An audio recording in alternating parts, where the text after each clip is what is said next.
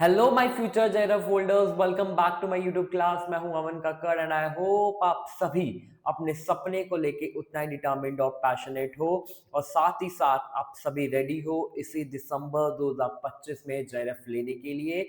हर class में मैं कहता हूं, इस क्लास में भी मैं एक ही चीज कह रहा हूं, जेरफ इज राउंड द कॉर्नर। जेरफ आएगा आएगा जरूर आएगा, बस अपने आप पे विश्वास रखें, अपनी प्रेपरेशन पे विश्वास रखें, then nobody can stop you from grabbing जेरफ।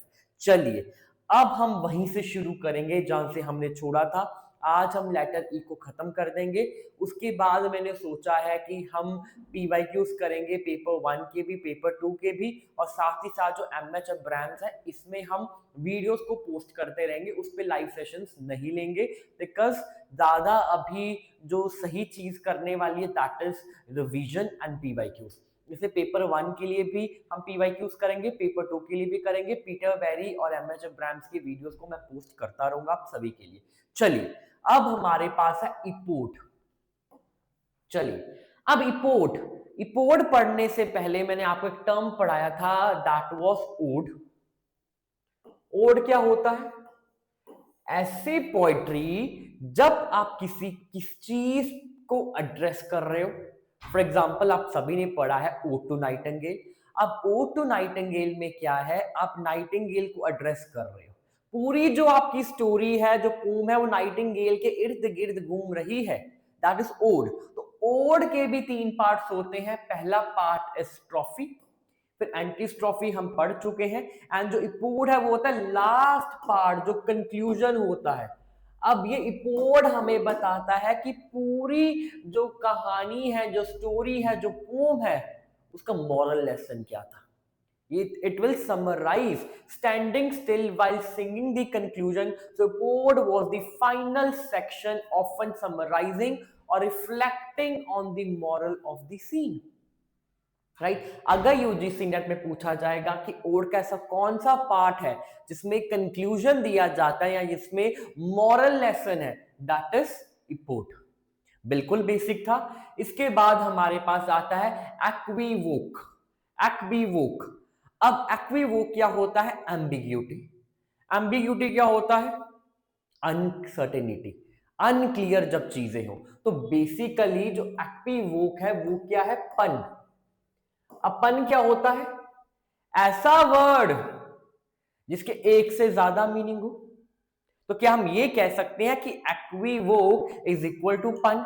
जी हाँ, बिल्कुल कह सकते हैं। तो जितने भी पन्स हैं वो सारे के सारे एक्वीवोक्स होते हैं, राइट। तो एक्वीवोक क्या हो गया? एक ऐसा पन है या ऐसा एक वर्ड है जिसके एक से ज्यादा मीनिंग हो। फॉर एग्जाम्पल आप एक एग्जाम्पल देखो, ask for me tomorrow and you shall find me a grave man. कि कल आप मेरे बारे में पूछना एंड आपको क्या मिलेगा? Grave man. तो यहां पर ग्रेव के डुअल मीनिंग है, 2 मीनिंग है। एक तो यहां पर ग्रेव का मतलब है बिल्कुल सीरियस, एक ग्रेव का मतलब है डेड। ठीक है, तो यहां पर क्या होगा? एक से ज्यादा मीनिंग हो गया, तो ये क्या हो गया? एक्वीवोक। एक्वीवोक। तो अब ये देख लो, all puns are equivoques but not all equivoques are funny. Yes, हर बार सारे एक्वीवोक्स फनी नहीं होते, बिकॉज जो बेसिकली पन है वो या तो सेटायरिकल नेचर होते हैं, किसी को मॉक करने के लिए होता है, यूजुअली ह्यूमरस होते हैं। बट सारे एक्वीवोक्स जो होते हैं वो फनी नहीं होते, वो सेटारिकल नहीं होते, वो फन क्रिएट करने के लिए नहीं होते। कभी कभी कुछ एक्वीवोक्स ट्रैजिक भी होते हैं, आयरॉनिक भी होते हैं। तो अगर रीजन एंड सॉल्यूशन में पूछा गया क्या पन्स एंड एक्वीवोक सिमिलर है? जी बिल्कुल सिमिलर है, बस एक ही फर्क है दोनों में, जो पन है वो नॉर्मली एंड यूजुअली फनी होते हैं, बट हमारे जो एक्वीवोक्स हैं वो हमेशा फनी नहीं होते हैं, ट्रैजिक भी हो सकते हैं, आयरॉनिक भी हो सकते हैं। ठीक है, बिल्कुल बेसिक था। फिर हम पढ़ेंगे अर्जी हंग्स रोमान। ये इसी साल जून 2025 के पेपर में आया था, पूछा गया था ये इसका ओरिजिन। तो ये है जर्मन वर्ड। ठीक है, अब आप सोचोगे कि इसमें और बिल्डिंग्स रोमान में क्या डिफरेंस है, क्योंकि दोनों ही कमिंग ऑफ एज नॉवल है। कमिंग ऑफ एज क्या होता है? जब आप करेक्टर का, प्रोटैगनिस्ट का डेवलपमेंट दिखाते हो कि वो बचपन में ऐसा था, उसके बाद वो ऐसा हुआ, उसके बाद ऐसा हुआ, ऐसा ऐसा, मतलब प्रॉपर आप उसकी ग्रोथ दिखाते हो, वो होता है बिल्डुंसरोमान। तो बेसिकली जो आरजे हंग्सरोमान है वो भी बिल्डुंसरोमान है, दोनों सेम है, बट जो बेसिकली बिल्डुंसरोमान है उसमें आप करेक्टर का मॉरल डेवलपमेंट दिखाते हो, मॉरल या स्पिरिचुअल डेवलपमेंट, या उसकी लाइफ में बिगिनिंग से लेके अंत तक क्या क्या प्रॉब्लम्स आई, चैलेंजेस आए, एंड उस चैलेंजेस को उनसे किस तरह से ओवरकम करा। बट इसमें और इसमें क्या डिफरेंस है, ये भी बिल्डुंसरोमान ही है, ये भी कमिंग ऑफ एज नॉवल ही है। द ओनली डिफरेंस इज ये दिखाता है कि जो करेक्टर है, जो प्रोटैगनिस्ट है, वो कैसे आगे बढ़ा with the help of education, मतलब एजुकेशन ने उसको किस तरह से इवॉल्व करा, उसकी लाइफ में मेंटर्स, टीचर्स एंड किस तरह के लर्निंग एक्सपीरियंसेस रहे, and how the main characters develops through education and discipline. ये भी कमिंग ऑफ एज है, बचपन से लेके उसके अडल्टहुड तक ही बताएंगे, पर ये बताएंगे कि वो लाइफ में ग्रो, इवॉल्व, उसके चैलेंजेस कैसे आए इन टर्म्स ऑफ एजुकेशन। तो अगर पेपर में पूछा जाएगा कि आरजी हंग्सरोमान एक बिल्डुंसरोमान है, जी हाँ वो बिल्डुंसरोमान है, ठीक है, दोनों सिमिलर है, बस इतना डिफरेंस है कि जो अर्जुनसरोमान है वो एजुकेशन के रिलेटेड है। एग्जाम्पल देख लो, David Copperfield by Charles Dickens, Jane Eyre by Charlotte Bronte, ठीक है। चलिए फिर हमारे पास आता है एस्केटोलॉजी। एस्केटोलॉजी, अब ये क्या होता है, ये हमेशा एंडिंग को दर्शाता है। इट्स अ स्टडी और डॉक्ट्रिन ऑफ लास्ट थिंग्स, अंत, end of universe, end of purpose, हर चीज के एंड को ये दिखाता है, ठीक है। द लास्ट थिंग्स, जैसे डेथ हो गया, एंड ऑफ लाइफ है, ठीक है। जजमेंट डेथ के बाद होता है, हेवन हेल भी एंड ही दिखाता है, and end of the world या यूनिवर्स, ठीक है। तो बेसिकली अगर हम लिटरेचर की बात करें तो जो एक्टोलॉजिकल थीम्स हैं that appear in apocalyptic poetry of fiction, religious epic, modernist literature, ठीक है। अब एग्जांपल देख लो, एग्जांपल के साथ आप समझ जाओगे। Paradise lost by Milton deals with fall and redemption, देखो ये भी एंड है, एंड ऑफ सिचुएशन है, ठीक है। एंड सेकंड कमिंग, ये जो प्रॉपर एपोकलिप्टिक प्रोफेसी है इसमें, ये भी अंत ही दिखाता है, ठीक है, एंड ऑफ एवरीथिंग, सिंपल, ठीक है। पेपर में पूछा जाए डॉक्ट्रिन ऑफ लास्ट थिंग्स क्या है, तो आप बोलोगे दैट इज एस्केटोलॉजी। ये वर्ड नया है, आप इसको लर्न कर लीजिए, इंपॉर्टेंट है, ठीक है। ऐसे ही टर्म्स में आप सभी कंफ्यूज होते हैं, एंड ऐसे ही terms UGC NET point of view से इंपॉर्टेंट है, ठीक है। चलिए अगला करते हैं। अब नेक्स्ट हमारे पास एपिस्टोलरी नॉवल, ये आपको पता ही है, ऐसी नॉवल जिसमें स्टोरीज लेटर्स के थ्रू बताई गई हो। सिंपल है, बहुत बार हमने करा है, इसके एग्जांपल देख लो। सैमुअल रिचर्डसन की पैमेला 1740 में पब्लिश हुआ है, क्लैरिसा 1748 में, फिर ब्राम स्टॉकर का ड्रैकुला 1897 में पब्लिश हुआ है, एलिस वॉकर का कलर पर्पल 1982। ये तो बहुत ब्यूटीफुल कहानी है, इसके प्रोटैगनिस्ट है सैली, सैली है, नेटी है, मिस्टर डैश है, बहुत अमेजिंग ये कहानी है। Colour purple, I don't know आपने इसको पढ़ा है कि नहीं पढ़ा है, जरूर पढ़ना, अभी नहीं मैं कह रहा, एग्जाम के बाद इस पूरे वर्क को आप पढ़ लेना। ये लेटर्स टू गॉड, ठीक है, इसमें लेटर्स टू गॉड है, भगवान को उसने लेटर्स लिखे हैं, एंड जब भी कोई भी स्टोरी लेटर्स फॉर्म में है तो उसको क्या कहते हैं, एपिस्टोलरी नॉवल। सिंपल, बिल्कुल बेसिक। चलिए उसके बाद हमारे पास है एसेंशियलिज्म। एसेंशियलिज्म का मतलब क्या होता है, बहुत ध्यान से आपको समझना है, because this is very very very important. चलिए अब ये मूवमेंट कहता है कि हर चीज का मीनिंग फिक्स्ड है, everything has a fixed meaning, fixed essence, essence क्या होता है? इसेंस का मतलब होता है कोई भी करेक्टरिस्टिक या कोई भी ट्रेट। ठीक है, मैं एग्जांपल देता हूं। जैसे कि मैं बात करूं यहां पर, चलो ये मेरा फोन है, ठीक है। अब फोन का एक इसेंस है। फोन का इसेंस क्या है कि हम इससे किसी से बात कर सकते हैं, चैट कर सकते हैं, इसका एक इसेंस है।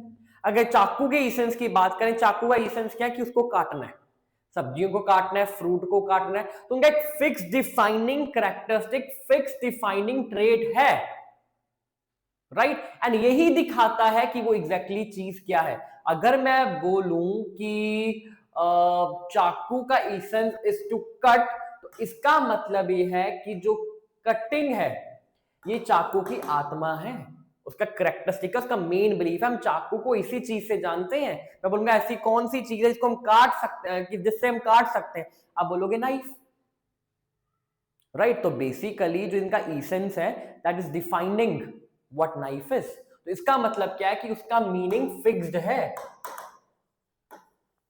ठीक है। और सिमिलरली अगर हम फेमिनिज्म में जाएं तो उसमें एसेंशियलिज्म क्या होता है, उसमें वो कहते हैं कि जो औरतें हैं उनके पास भी ये एसेंशियलिस्ट एक ट्रेट है, स्पेशली मदर्स के पास। मतलब उनका मीनिंग, मदर का रोल भी फिक्स्ड है, अनचेंजिंग है। क्या है? नर्चरिंग, केयरिंग, इमोशनल होना, ठीक है।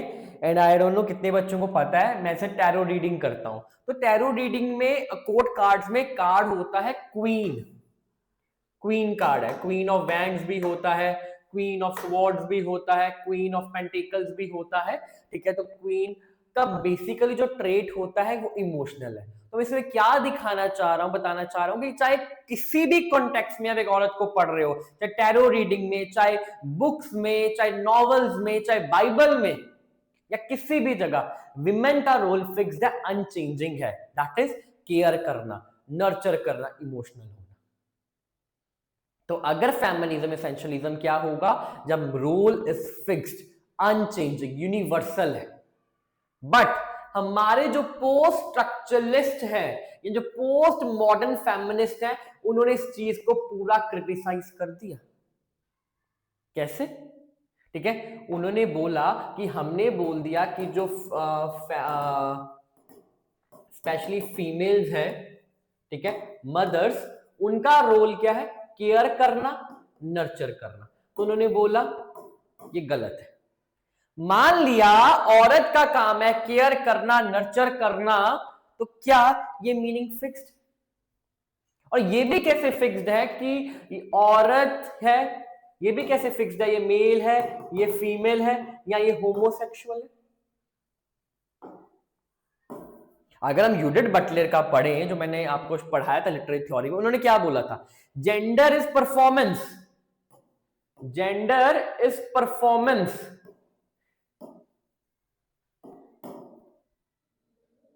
ठीक है। तो बेसिकली वो कह रहे हैं कि यहां पर जेंडर फिक्स नहीं है। तो बार बार कह रहे हैं ना कि भाई मदर का काम है केयर करना, नर्चर करना, हाँ बिल्कुल मदर का काम वही है, वो अनचेंजिंग है, ठीक है। बट कोई आदमी भी अगर कोई अपना सर्जरी करा के वो चेंज कर लेता है अपने आप को, तो उसमें भी ये ट्रेट्स हो सकते हैं।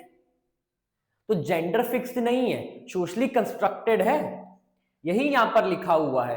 Post modern feminist who argue that identity is socially constructed, not innate, you are not born with this, socially constructed है। जो आसपास आप देखते हो, कोई आदमी है, आदमी भी केयरिंग हो सकता है, नर्चरिंग हो सकता है, इमोशनल हो सकता है, उसमें no doubt. Mothers are caring, mothers are nurturing, mothers are emotional, but कोई आदमी भी केयरिंग हो सकता है, नर्चरिंग हो सकता है, इमोशनल हो सकता है। वाई? तो इसका मतलब है सारे ट्रेट्स भगवान ने नहीं दिए, दे नॉट इनेट, सोशली कंस्ट्रक्टेड। तो इसलिए post structuralism, post modern feminist ने इसको क्रिटिसाइज करा है।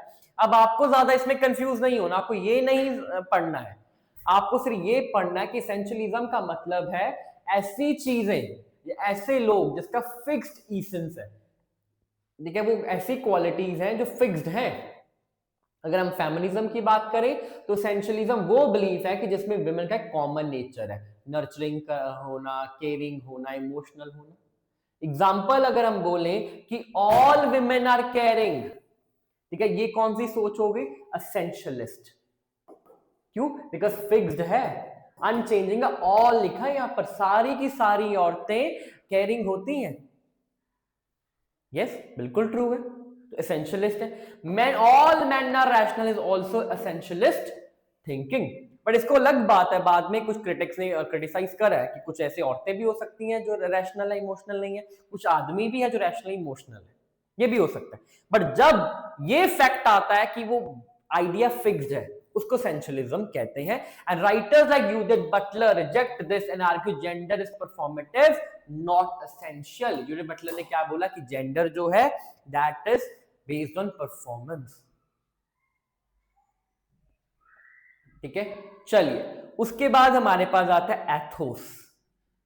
एथोस, एथोस का मतलब होता है character, moral nature, credibility of speaker. ठीक है, कोई भी अगर प्रोटैगनिस्ट था उसका नेचर किस तरह से है, उसकी मोरालिटीज, उसकी वैल्यूज क्या है, उसके मॉरल्स क्या है, दैट इज एथोस। अगर हम रेटोरिक की बात करें एरिस्टोटल के, ठीक है, उन्होंने बोला कि ethos is one of the 3 modes of persuasion. तो एथोस जो है that is appeal to character और क्रेडिबिलिटी। पैथोस का मतलब होता है इमोशंस, लोगोस का मतलब होता है लॉजिक एंड रीजन। ये एरिस्टोटल ने दिए हैं, तीनों आपको मोड्स पता होने चाहिए, ethos, pathos and logos. Simple. Literature की बात करें तो ethos refers to moral tone और ethical spirit of a text और सोसाइटी। बिल्कुल बेसिक है। तो एथोस क्या है? द करेक्टर, मॉरल नेचर और क्रेडिबिलिटी ऑफ स्पीकर, राइटर और कम्युनिटी। चलिए फिर हमारे पास आता है ethnic writers. Ethnic writers, ethnic writers are the authors who belong to a minority group. तो पहला फीचर क्या हो जाएगा एथनिक राइटर्स का, कि वो माइनॉरिटी ग्रुप को बिलोंग करते हैं। ठीक है, मैं एक एग्जांपल देता हूं। ठीक है, लेट्स से ये अमेरिका है। ठीक है, ठीक है, मेजॉरिटी लोग यहां पर अमेरिकन रहते हैं। ठीक है, और एक ग्रुप ऐसा है माइनॉरिटी का जो अफ्रीकन भी यहां पर रहते हैं। तो यहां पर एथनिक राइटर इस माइनॉरिटी ग्रुप का होगा। ठीक है, माइनॉरिटी ग्रुप का है एंड वो उस लैंड पे रह रहा है जहां पर डोमिनेंट लोग हैं, मेजॉरिटी लोगों के लैंड में। तो बेसिकली ये बताएगा कि हम माइनॉरिटी ग्रुप वालों को क्या क्या प्रॉब्लम्स आती हैं, वो किस तरह से उस लैंड में एडजस्ट कर रहे हैं जहां पर मेजॉरिटी लोग दूसरे हैं। समझ गए? ये होता है एथनिक राइटर्स। तो एथनिक राइटर्स माइनॉरिटी ग्रुप को बिलोंग करते हैं। ठीक है, and they are living with the majority of people in the country, जो दूसरे मेजॉरिटी लोग हैं। ठीक है, मगर ये एक्स है तो ये वाई है, तो जो राइटर होगा वो एक्स कम्युनिटी का होगा एंड वो बताएगा कि कैसे वो वाई कम्युनिटी के साथ एडजस्ट कर रहा है जो बाकी मेजॉरिटी कम्युनिटी है। चलिए, and they live often live inside a big culture like America, Britain, but come from a smaller community. जो एथनिक राइटर स्मॉल कम्युनिटी में से आते हैं बट वो लार्ज कम्युनिटी के साथ रहते हैं। And they use literature as a way to express, preserve and question their groups identity. Literature की मदद से वो अपने ओपिनियंस को, अपनी आइडियाज को, अपने इमोशंस को दिखाते हैं। चलिए, अब पहला उनका फीचर क्या होगा? Culture, identity and representation. वो ये दिखाते हैं कि वो कौन है, कहां से आए हैं, एंड ये भी बताते हैं कि वो बाकी जो बिग कल्चर के लोग हैं, जो मेजॉरिटी साइड है, उनके साथ वो कैसे एडजस्ट कर रहे हैं। एंड साथ में ये भी कह रहे हैं बेशक वो दूसरे लोगों के साथ रह रहे हैं पर उन्होंने अपने कल्चर को इंटैक्ट रखा है, अपने कल्चर को प्रिजर्व करके रखा है। ठीक है, बहुत इंडियंस होते हैं ना जो कनाडा चले जाते हैं फिर भूल जाते हैं इंडियन कल्चर, पर ये अपना कल्चर नहीं भूले। ठीक है, दूसरा इस डबल कॉन्शियसनेस, एक तो इनका खुद का कल्चर है, ठीक है, दूसरा जो इनका जो दूसरे लोग हैं मेजोरिटी का कल्चर है, तो ये दोनों कल्चर एक्सपीरियंस करते हैं, उसको कहते हैं डबल कॉन्शियसनेस। तो डबल कॉन्शियसनेस किसने दिया है? WEB Du Bois. इसका मतलब क्या है कि आप दो आइडेंटिटीज को कैरी फॉरवर्ड कर रहे हैं at same time. It means having two identities at the same time for example being both American and African and always seeing yourself from both points of views, होता है double consciousness. Okay, फिर हमारे पास है resistance to assimilation. बेशक वो majority के दूसरे group के साथ रहते हैं बट अपने कल्चर को नहीं भूले हैं, उनका अपना कल्चर को इंटैक्ट प्रिजर्व करके रखा है and they celebrate their differences, challenge stereotypes and show pride in their roots instead of trying to become like everyone else. वो अपने कल्चर को एम्ब्रेस करते हैं। ये सारे फीचर्स पूछे जा सकते हैं कि which of the following is not a feature या the feature of ethnic writer, तो आपको पता होना चाहिए। फिर हमारे पास theme of exile, migration, hybridity. तो एथनिक राइटर्स के जो टेक्स्ट होते हैं उसमें हमें थीम ऑफ एक्साइल, माइग्रेशन देखने को मिलता है obviously. And then we have is use of vernacular and code switching. Code switching क्या होता है, वो अपनी नेटिव लैंग्वेज को इंग्लिश के साथ मिक्स कर देते हैं, उसको कहते हैं कोड स्विचिंग। अपनी लैंग्वेज को इंग्लिश के साथ ब्लेंड करके मिक्स करके नई लैंग्वेज बना देते हैं, उसको कहते हैं कोड स्विचिंग। ठीक है, बस इतना आपको पढ़ना है। उसके बाद हमारे पास है यूफीजियम। यूफीजियम इसका मतलब है कि आप पोलाइट तरीके से चीजें कह रहे हो, आप रूड नहीं हो रहे हो, आप किसी को ये नहीं कह रहे ही डाइड, आप पोलाइट तरीके से बोल रहे हो ही पास्ड अवे। तो when you are using indirect and polite expression in place of very harsh, blunt, unpleasant, ठीक है, stuff, then we say it's euphemism. Instead of saying toilet we say rest room और comfort station. बिल्कुल basic है। चलिए, उसके बाद हमारे पास है यूफ्यूजियम। ये मैंने आपको खुद पढ़ाया था जब मैंने आपको यूनिवर्सिटी विट्स पढ़ाए थे। अब ये क्या होता है, ये आर्टिफिशियल प्रोज स्टाइल है, इलेबोरेटेड वन। तो पहले तो आपको ये पढ़ना है कि ये प्रोज में है, पहला फीचर ये है। और ये किसके नाम से रखा गया है, named after John Lyly's prose romance Euphues and Euphues his is England. ये मैंने आपको खुद कराया था, ठीक है। जॉन लिली ने ये दिया है यूफीजियम, इनके वर्क से ही लिया गया है। इसमें क्या ये प्रोज स्टाइल में होता है। अब इसके फीचर्स क्या ये देखते हैं, ठीक है। सबसे पहले इनका जो पूरे ये वर्क होते हैं उसमें मोरालिटीज होती हैं, मॉरल लेसन्स होते हैं, सबसे पहला कैरेक्टरिस्टिक ये है। दूसरा, जो सेंटेंसेस हैं वो सिमेट्रिकल होते हैं और एंटीथीसिस भी होता है। एंटीथीसिस हम पढ़ चुके हैं, ऑपोजिट होता है, जैसे fair is foul, foul is fair. फिर एलिट्रेशन एंड एजोनेंस होता है, रिटोरिकल क्वेश्चंस होते हैं, लॉन्ग सिमिलीज होते हैं, तभी इसको इलैबोरेटेड एंड आर्टिफिशियल प्रोज कहते हैं। क्यों कहते हैं, बिकॉज इसमें लॉन्ग सिमिलीज हैं, क्लासिकल एल्यूजन्स है एंड आर्टिफिशियल एलिगेंस भी है, मतलब ओवरली डिफाइंड वर्ड्स को यूज करा गया। इसलिए यूफ्यूजियम क्या होता है, ऐसा prose style which is elaborated, it is named after John Lyly's के रोमांसेस। सिंपल है। फिर हमारे पास आता है एक्सीजियस। इसका मतलब कि आप किसी भी टेक्स्ट को अच्छे से इंटरप्रेट कर रहे हो, ठीक है, लाइन बाय लाइन आप पढ़ रहे हो, ठीक है। फॉर एग्जाम्पल, अगर आप कोई भी टेक्स्ट पढ़ रहे हो तो आप क्या करोगे, इस टेक्स्ट को बहुत ही क्लोजली देखोगे to find its real meaning, कि उसका रियल मीनिंग क्या है, ऑथर क्या कहना चाहता है, इसमें हिडन कोई मैसेज तो नहीं। That is एक्सीजेस। एक्सीजेस क्या होता है, when you are interpreting any text carefully, it's about understanding what the writer meant, what the words meant in their time and how readers should interpret it. So basically it is an interpretation.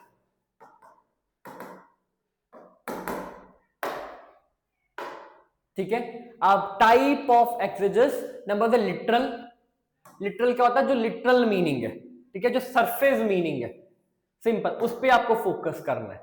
Allegorical क्या है कि आप text को symbolically interpret करोगे, symbolically आप interpret करोगे। फिर moral, आपको उस टेक्स्ट से मॉरल लेसन्स को डिराइव करना है। एनागॉगिकल क्या होता है, आप उसको डिविनिटी एंड मिस्टिसिज्म के साथ या स्पिरिचुअलिटी के साथ जोड़ोगे।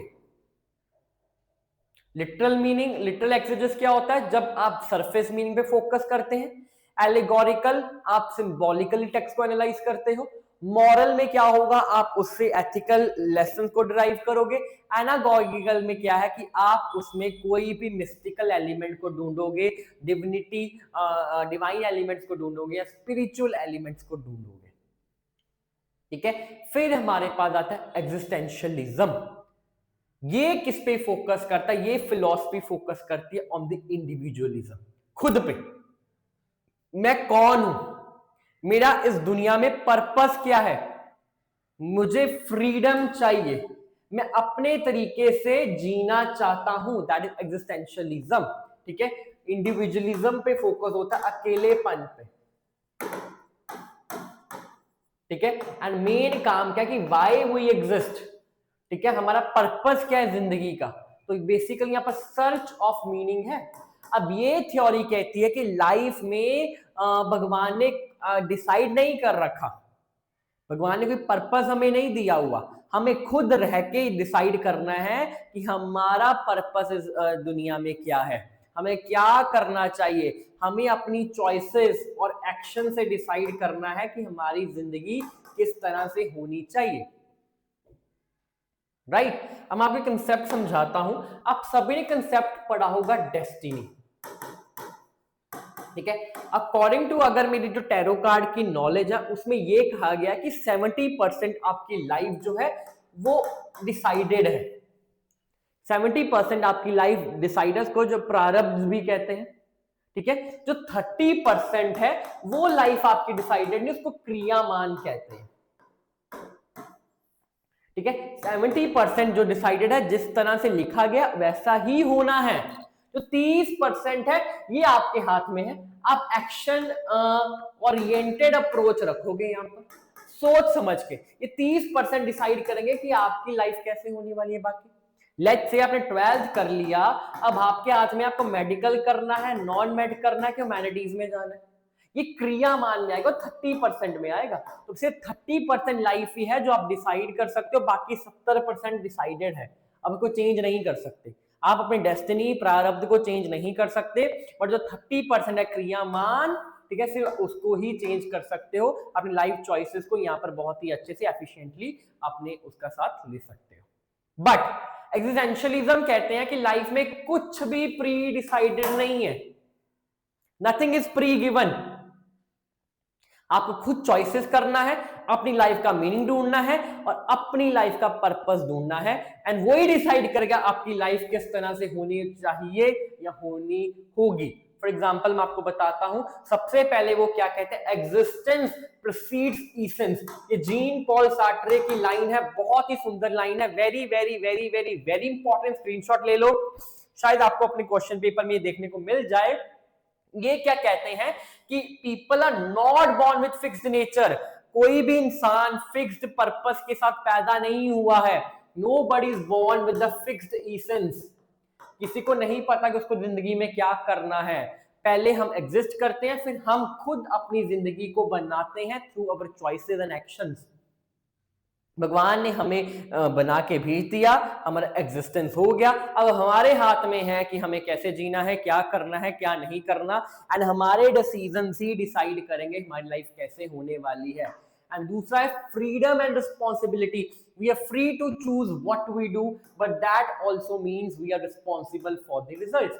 अब आपके हाथ में है कि आपको मेडिकल करना है कि नॉन मेडिकल करना है कि ह्यूमैनिटीज करना है, उसका जो रिजल्ट आएगा आप खुद रिस्पॉन्सिबल हो, क्योंकि आपने खुद ये डिसीजन लिया है। एंजाइटी एंड एलियनेशन, पर जब बहुत ही ज्यादा हमें फ्रीडम मिल जाती है तब हमारी जिंदगी में बर्डन आ जाता है, we feel anxious and many people feel alienated, disconnected from society and others because of this responsibility and uncertainty। जब आपको बहुत ही ज्यादा फ्रीडम मिल जाएगा, एक टाइम ऐसा आ जाए पक जाओगे इस फ्रीडम से। रन, चलिए उसके बाद हमारे पता absurdity, life often seems meaningless और अब्सर्ड। क्यों? बिकॉज कोई पर्पस ही नहीं है। ये लोग क्या कहते हैं कि भगवान ने कोई भी पर्पस नहीं दिया है, तो लाइफ इनको एक टाइम पे आके अब्सर्ड लगने लगती है। एंड एल्बर्ट केमस ने क्या बोला, called this absurd condition.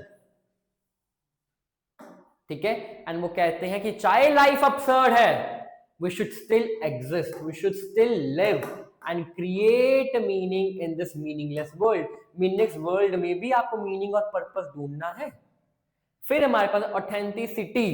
It means we should encourage living authentically, meaning being true to oneself rather than following society rules. आप जो भी करोगे आपको अपने आप के लिए ट्रू होना चाहिए. You should be true to yourself. आपको ये मायने नहीं रखता सोसाइटी क्या कहेगी, सोसाइटी में एक्सेप्टेबल है कि नहीं है, बट आप जो भी कर रहे हो आपको अपने साथ ऑनेस्ट रहना है. ठीक है, अब ये राइटर्स देख लीजिए जो इसके साथ एसोसिएटेड है. सबसे पहले Soren Kierkegaard. Kierkegaard is the father of existentialism. Number 1, ये बहुत इंपॉर्टेंट है.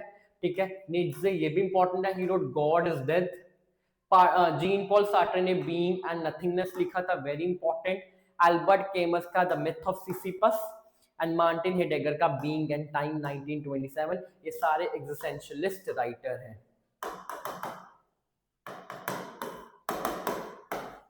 इंपॉर्टेंट. वो द फादर ऑफ एग्जिस्टेंशियलिज्म आपको पता होना चाहिए, Soren. Father of existentialism Soren. उसके बाद हमारे पास आता है एक्सप्लिकेशन. एक्सप्लिकेशन का मीनिंग भी यही है कि आप एनालिसिस कर रहे हो किसी भी टेक्स्ट का पूरा डिटेल से, लाइन बाय लाइन आप एनालिसिस कर रहे हो.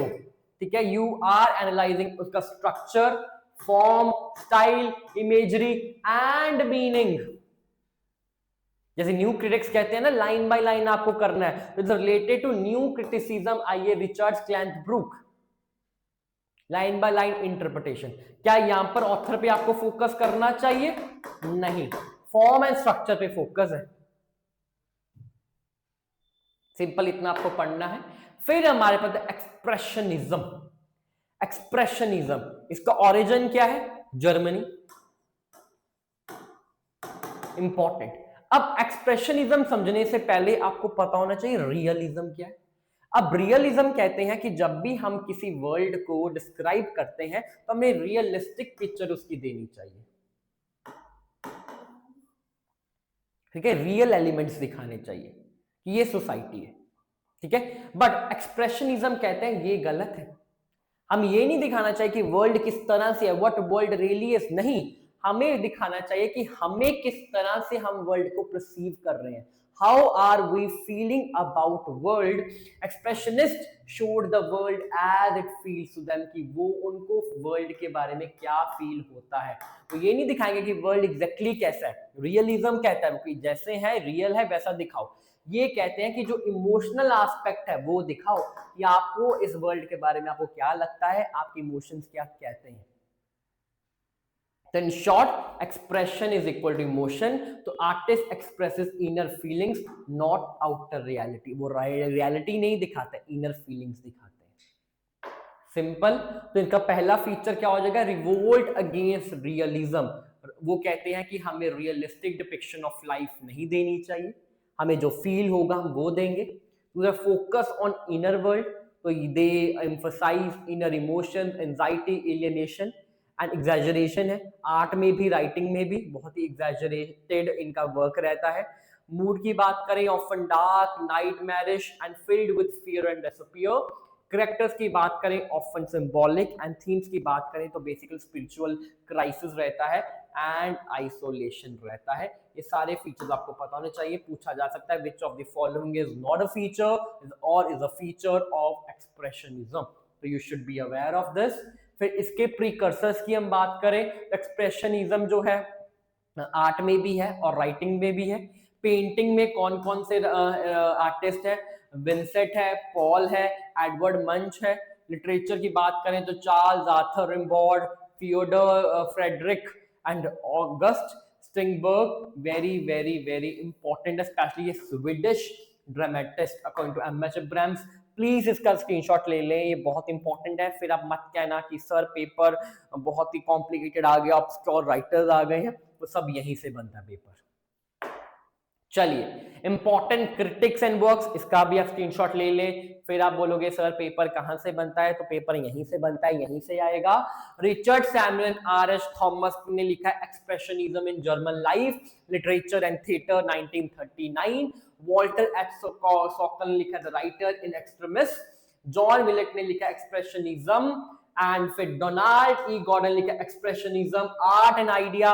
नील एच डोनाह्यू ने लिखा है companion to literature of German expressionism. Siegfried ने लिखा है from Caligari to Hitler. And Lotte Eisner ने लिखा है द हॉन्टेड स्क्रीन।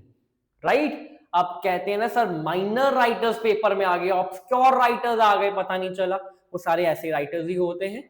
ठीक है, तो आप इसका भी स्क्रीनशॉट ले सकते हैं, वेरी वेरी वेरी इंपॉर्टेंट है। एंड लास्ट जो टर्म हमारे पास है, फिर हमारा लेटर ई खत्म हो जाएगा, that is I rhyme. I rhyme को साइट राइम भी कहा जाता है। अब इसका मीनिंग क्या है कि दिखने में हमें ऐसा लगता है दो वर्ड्स हैं, फिर मैं आपको बताता हूं, ये से ये दो वर्ड्स हैं। ठीक है, अब हमें दिखने में लगेगा, एक और वर्ड लेते हैं, wait just a moment. Okay, दो वर्ड्स हमने ले लिए, ये और ये। अब देखो ऑलमोस्ट स्पेलिंग सेम है, सिर्फ फर्स्ट लेटर दोनों का लग गया। अब दिखने में हमें ऐसा लग रहा है कि भाई दोनों का प्रोनाउंसिएशन सेम होगा, बट जब आप बोलोगे प्रोनाउंसिएशन अलग होगी। इसकी प्रोनाउंसिएशन है कॉफ, कफ नहीं होता, कॉफ, इसका बो, बो, तो प्रोनाउंसिएशन डिफरेंट है। तो बेसिकली आई राइम भी यही होता है कि दिखने में आपको लगता है कि भाई इनकी राइमिंग सेम होगी, but when you say them out loud they do not rhyme. Why? Because एक तो there two common reason, spelling similarity but different sound, जो अभी मैंने दिखाया, स्पेलिंग सेम है बट उनकी साउंड डिफरेंट है। तो वर्ड्स शेयर लेटर्स और ending specially of, but those letter groups have different pronunciation, जैसे कॉफ हो गया, वो हो गया, right. And sound change over time, with time sound भी चेंजेस होती है, राइट। आई राइम भी है the words that look like they should rhyme when written, but जब हम उनको देख बोलते हैं बट वो राइम नहीं करते, दैट्स आई राइम। तो यहां पर हमारा खत्म हो जाता है, आई गेस, यस। ठीक है, तो ई लेटर भी खत्म हो गया है। अगेन मैं आपको बता दूं, अब कल से हम PYQs करेंगे, पेपर 1 के भी एंड पेपर 2 के भी, एंड बहुत इंपॉर्टेंट है वो करना। एंड MH ब्राम्स को हम ऐसे ही वीडियोस के थ्रू करते रहेंगे। क्या आपको कोई भी डाउट होगा आप चैट में वो पूछ सकते हैं, कमेंट सेक्शन में पूछ सकते हैं, या व्हाट्सएप पे जो नंबर फ्लैश हो रहा है वहां पर टेक्स्ट करके भी आप पूछ सकते हैं। ठीक है learners, all the best, take care, bye bye. And yes, इसी अटेम्प्ट दिसंबर 2025 में JRF आएगा ही आएगा। एक बार एज यूजुअल चैट बॉक्स में मैनिफेस्ट कर लो, thank you universe, finally I have grabbed December JRF 2025। Alright learners, bye bye, take care.